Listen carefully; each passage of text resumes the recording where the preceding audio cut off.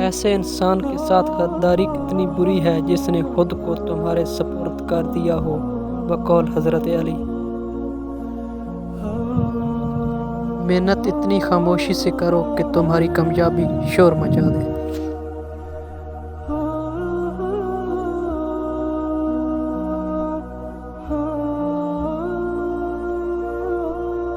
حضرت علی نے فرمایا، غریبی انسان کو اپنے ہی شہر میں انجان بنا دیتی ہے۔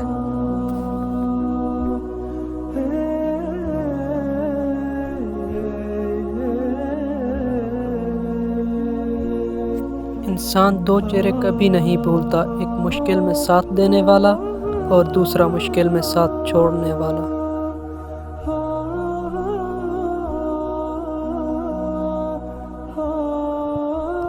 لوگوں پر 3 احسان کرو، نفع نہیں دے سکتے تو نقصان نہ کرو، خوش نہیں کر سکتے تو رنجیدہ نہ کرو، تعریف نہیں کر سکتے تو برائی بھی نہ کرو۔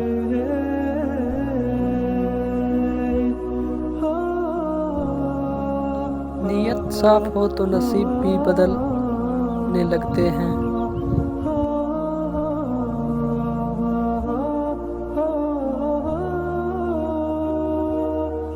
انسان تب سمجھدار نہیں ہوتا جب وہ بڑی بڑی باتیں کرنے لگتا ہے، جبکہ وہ تب سمجھدار ہوتا ہے جب وہ چھوٹی چھوٹی باتیں سمجھنے لگتا ہے۔ میں جیسے جیسے لوگوں سے ملتا گیا، میرا ایمان پکا ہوتا چلا گیا کہ اخلاق بھی رزق ہے جو قسمت والوں کو ملتا ہے۔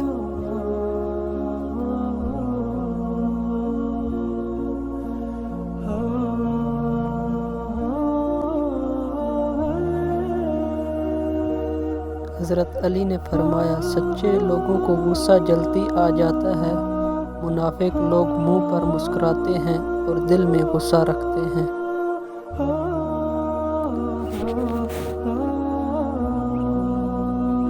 زندگی میں 2 چیزیں ضرور یاد رکھیں، اپنوں میں خوش رہیں، رب کے علاوہ کسی سے امید نہ رکھیں۔ دنیا میں سب سے طاقتور انسان وہ ہوتا ہے جو دھوکہ کھا کر بھی لوگوں کی مدد کرنا نہیں چھوڑتا، وہی سچا انسان ہوتا ہے رب کے ہاں۔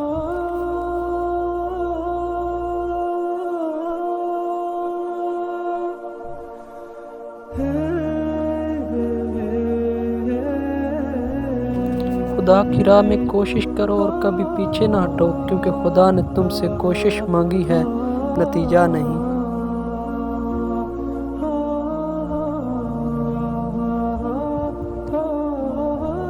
میں کیسے مان لوں کہ کوئی میرا نہیں رہا، جب تک خدا کی ذات ہے تنہا نہیں ہوں میں۔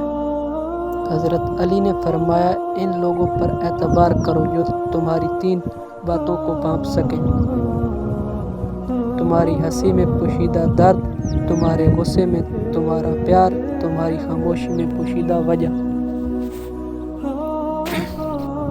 کسی کی نظر میں اچھے تھے، کسی کی نظر میں برے تھے، حقیقت میں جو جیسا تھا ہم اس کی نظر میں ویسے تھے۔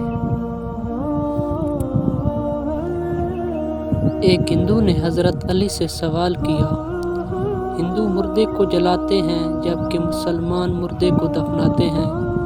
بہت ہی پیارا جواب حضرت علی نے دیا۔ حضرت علی نے فرمایا، کچرا جلایا جاتا ہے اور خزانہ دفنایا جاتا ہے۔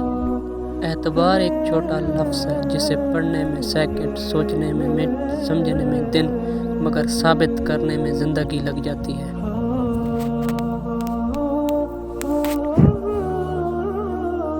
دل میں برائی رکھنے سے بہتر ہے ناراضگی ظاہر کر دو، کم سے کم منافقت سے تو بچ جاؤ گے۔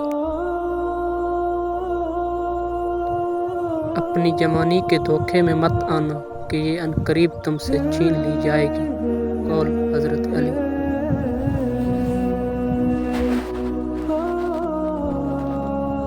جو زیادتی یہ سوچ کر کی جاتی ہے کہ کوئی میرا کیا بگاڑ لے گا، تو پھر ایسے معاملات رب کے دربار میں بڑی جلدی پہنچ جاتے ہیں۔